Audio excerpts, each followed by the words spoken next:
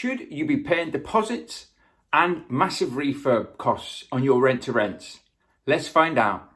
Hello and welcome to the Property Unleashed YouTube channel with me, Mark Fitzgerald. It's fantastic to have you joining me here today. And today I'm going to answer a question which some of my students asked me before they joined the Rent-to-Rent Business Builder program, and a lot of people ask me on social media. Should I be paying for deposits on my rent-to-rent deals? And should I be paying for massive refurb costs as well? Let's cover that and let's go through that in a bit more detail now. So fundamentally, when you're doing a rent-to-rent deal, you are in effect taking over a property. You are renting it off of the landlord for a set guaranteed rent. That is the beauty of rent-to-rent. That is the beauty for the landlords. Now, what we have to remember is when we set ourselves up in rent-to-rent, we want to be setting ourselves up as a business. Now, you can do this as a sole trader, but I always recommend that you set yourself up as a business because you look more professional. You look like you're here to stay. You don't look like one of these fly-by-night people. I think maybe 5, 10 years ago, it might have worked to be set up as a sole trader and go down that route. But a lot of people now want to see a business. And if you're getting into rent-to-rent, ask yourself a question. Why are you getting into this? Are you getting into it to start a business, to build a brand, to build something that can cash flow well, that can do a really good job for the landlords, that can give a good place of living to tenants, or for holiday makers, or however you want to set yourself up? So i.e., do you set yourself up to do HMOs, where you let out the rooms to individual tenants, or do you look to get properties where you can do serviced accommodation? But that's a whole different video. But when you're actually at the setup phase, you're talking to the landlords, and potentially you may be talking to agents as well. Do you pay deposits? And the answer to that is not if you don't have to. Realistically, I've never paid a deposit on any of my rent-to-rent deals, and I wouldn't either. That would be a deal breaker for me. Why? Because at the end of the day, this is a business-to-business agreement. If you're set up as a company, you're not taking on any properties as a tenant. You will not be doing an AST between you and the landlord or the agent. Okay, it will be a management agreement or a lease agreement that you use. So no, you don't want to be paying deposits, because look at it as a letting agent. Would a letting agent pay a deposit to a landlord to rent out their property? No. Now, you are guaranteeing the rent, but some letting agencies now are doing exactly the same thing, and they won't be paying deposits. So just because you're a new business, or maybe you've been trading a couple of years, it doesn't make any difference. You're still a business. It's a business-to-business agreement. Now, if you've got your contract set up correctly and you've got break clauses in your contract, which I always recommend everybody have a break clause in there that suits you, so that if anything does go wrong, or if you need to get out of the contract for any particular reason, you can issue the break clause and do it in a nice, smooth manner. But at the end of the day, you are agreeing in your contract to pay the landlord a guaranteed rent. Now, if you don't pay the landlord the guaranteed rent, you then breach the contract. So if you have it in your contract that says if you haven't paid your agreed rent to the landlord within 14 days, the contract is null and void. They are in their rights to take back the property, to go back in there, to start taking rents or whatever they're doing, change the locks, and you have broken the contract, you're out of the way. Now, we never want to see that happen, and we never work for that. We always want to work for a win-win situation. So never take on a property if you think you cannot do what you're promising you're going to do. But that is one of the great reasons and why we don't pay deposits. Another great thing to look at and think about is when you pay your guaranteed rent. Try and pay your guaranteed rent at the end of the month like letting agents do.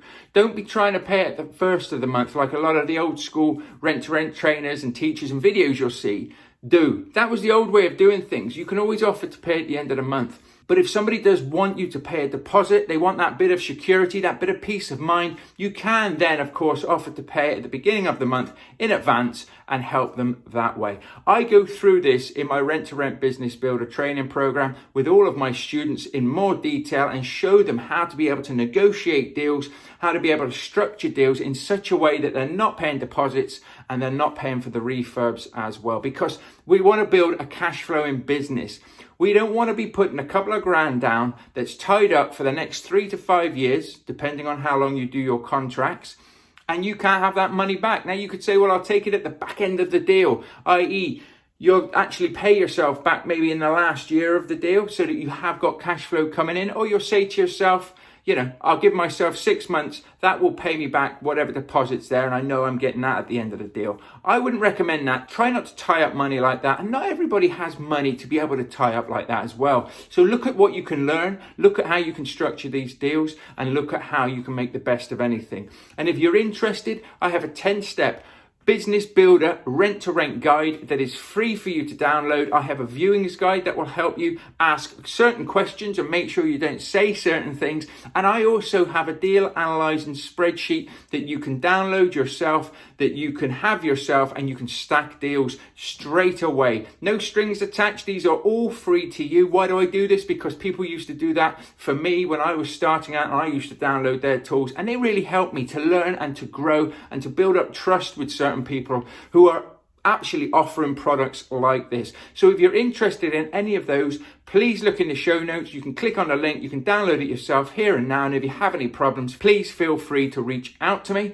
Equally to that, if you're interested in any training, one-to-one coaching, or any mentoring and support, then again, please reach out to me. I offer all of this to help other people now achieve what I've done and build property businesses and wealth for the future. So let's move on to refurbishments now. Should you be paying for massive refurbs? Now, I know some people that have paid 10 grand, 15 grand on other people's properties. And you know what? There's no right or wrong answer to this.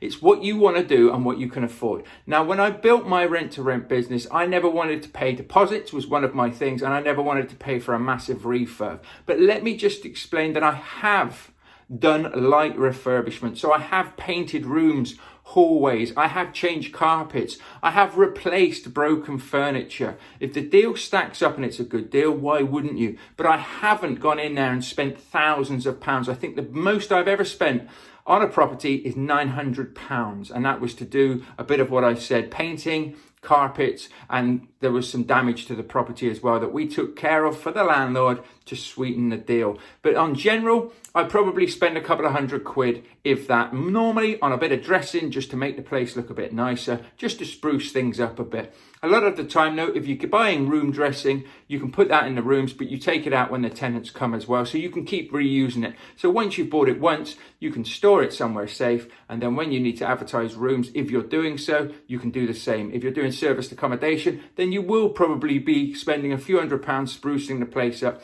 making it extra special for those guests that are going to be coming in. But I wouldn't pay for a massive refurb. I would ask the landlord to pay. So why would the landlord pay? Well, at the end of the day, they've got an asset. They've got a property. This is their property. So if they're not willing to put any money whatsoever into their own property, maybe that's not somebody that I want to work with. Now, they might be in a situation or a predicament where they don't have the money.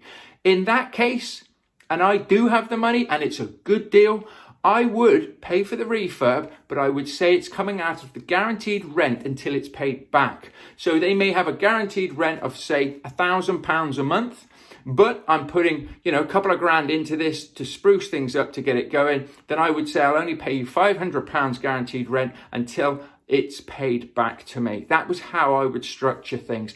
I do still see a lot of people paying massive deposits, paying for refurbs, being told and trained to do the same thing as well. You can do, as I say, there's no right or wrong to this, but why tie all of that money up? And why tie money up in other people's properties? When you're looking at a cash flow in business, that's not a great way to get started. That is not a great way to start your business. We want to be bringing cash in, not just because we're greedy, but because it is a business at the end of the day. If you're just spending out and not getting anything in return, it's going to take you a lot longer to build your business up and to get to where you are. And if you've got, I was chatting to a guy not so long ago who spent £6,000 on 2 deals. 2 deals, £3 grand a deal, tied up now for 5 years, £6,000 sat in somebody else's bank account just so he could get a couple of deals. And again, he's got a couple of deals, so fair play to him. But why do that? Why not learn the techniques that you need to learn through experience? And I've just done this through experience myself. First deals I would do, and people wanted deposits and things, but I was not so much refusing to do so. I was structuring those deals in such a way that it was a win-win for me and the landlord, or the letting agent as well. And of course, letting agents, they may be sticklers for that. It could be a game changer or a deal breaker, so to speak, for those guys as well, because they're used to taking deposits. You've just got to spell it out to them that you're not a tenant, that this is a business to business agreement, that it's going to work in their favor because they don't have to do anything. You're going to take full care of the property. You're basically going to do their job for them, and they can sit back and take their money as well. And if you can structure it and talk to people in such a way, you can make sure that you set yourself up for success and you get the deals that you want. I hope this video's helped you. If it has, please subscribe to it so you don't miss another one. Please feel free to like and share it if there's somebody out there who you think will benefit from this.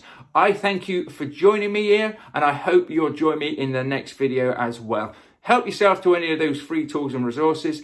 And if you need any more help or you do have any problems, feel free to reach out to us. You can use the emails, you can reach out to me on social media as well. But if you do download any of the items, then just reply to the emails on that. Myself or a member of the team will get back to you. You take care, and I'll see you in the next video. Bye for now.